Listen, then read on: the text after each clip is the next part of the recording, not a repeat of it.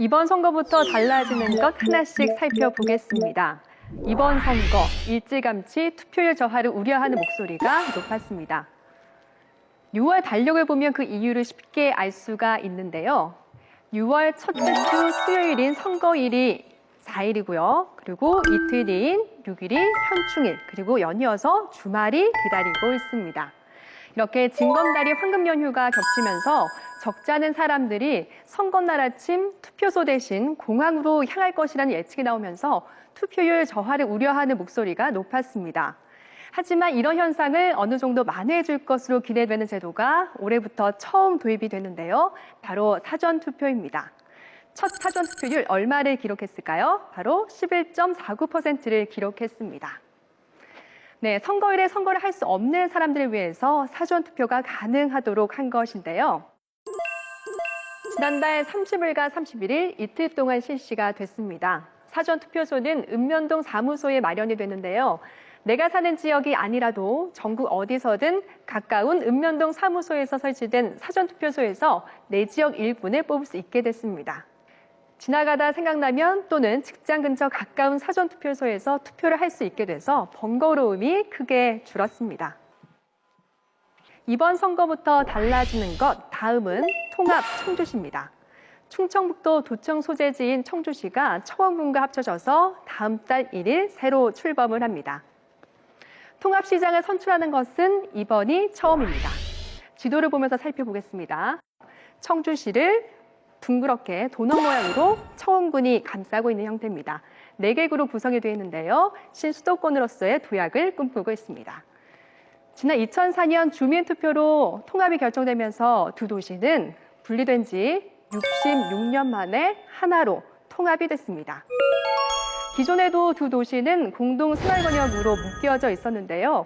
우여곡절 끝에 통합에 성공하면서 면적은 900여 제곱킬로미터, 서울의 1.6배로 우리나라 시도 가운데 10위권 안으로 올랐고요. 인구도 83만 명으로 크게 늘어났습니다. 울산광역시 인구가 116만 명 정도니까요. 조만간 충북의 광역시를 꿈꾸지 않을까 하는 기대도 나오고 있습니다.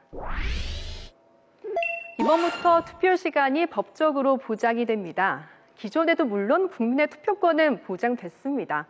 기존 공직선거법에는 투표하기 위한 시간은 보장되어야 한다고 명시돼 있지만 고용주가 투표 시간을 보장하지 않을 경우 제재할 수 있는 규정이 없었습니다.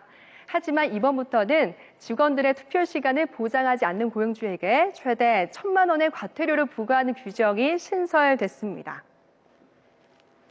네, 교육감 선거, 아이들 키우시는 분들은 관심 많으시죠? 하지만 교육감은 정당 공천을 하지 않고 후보 기호가 추첨을 통해 정해지면서 이른바 로또 선거라는 말까지 나왔습니다. 교육감 후보들의 성향을 잘 모르는 유권자들이 교육감 후보도 정당의 후보로 인식하고 지지정당의 번호를 찍는 현상 때문인데요. 실제로 대구에서는 새누리당과 같은 1번을 뽑으면 아무리 진보 성향의 후보라도 표를 많이 얻고 반대로 광주에서는 새정치민주연합의 2번을 뽑으면 보수 성향의 후보라도 많은 표를 얻는 겁니다. 네, 이번부터는 이런 로또 선거를 막기 위해서 교육감 후보의 번호를 아예 없앴습니다.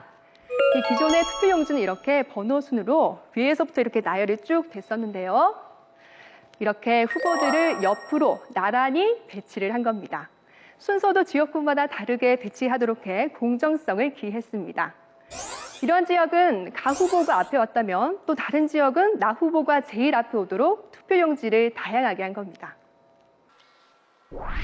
투표장에 들어서면 가장 먼저 보이는 것이 기표대입니다. 시민의 소중한 권리와 함께 비밀 투표를 보장한다는 의미도 담고 있는데요. 그런데 이번 선거부터는 비밀 투표의 상징처럼 여겨지던 가림막을 볼 수가 없습니다. 개방형으로 바뀐 겁니다. 또 일회용으로 만들어 매번 선거가 끝나고 수거해 다음 선거 때까지 관리해야 하는 번거로움을 줄였고요. 재질도 대부분 종이를 사용해 제작 비용을 낮췄습니다. 기표대는 건국 이래 꾸준히 변모해 왔습니다. 그 변천사를 저희가 화면으로 좀 준비를 해봤는데요. 함께 보실까요?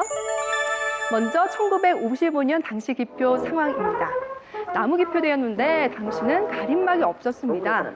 이승만 대통령과 프란체스카 여사가 투표하는 장면이 나오고 있는데요. 환하게 드러나 있는 이 기표대로 들어가서 투표하고 나오는 장면 보실 수 있습니다. 그러다가 몇 년 뒤 가림막이 생기는데요. 1960년 3.15 총선거 장면입니다. 이 가림막을 잡아주는 이승만 대통령 비서의 모습이 잘 보이고 있죠.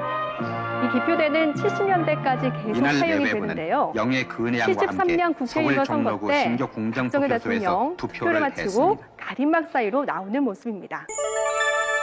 이후에 등장한 것이 철제 기표대입니다. 493개 선거구를 제외한 전국 13,185개 투표소에서 실시된 이번 선거의 투표는 하얀색 가림막이 눈에 55%의 띄죠. 투표율을 나타냈습니다.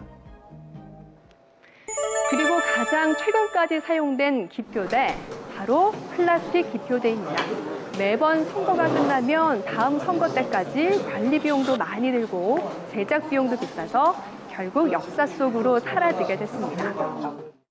네, 이번 선거 모두 몇 명의 지역 일꾼을 뽑을까요? 4년 전인 2010년 제5회 지방선거 때는 모두 8명이었습니다.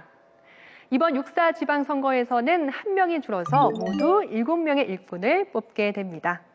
지금까지 이번 선거부터 달라지는 것들 살펴봤습니다.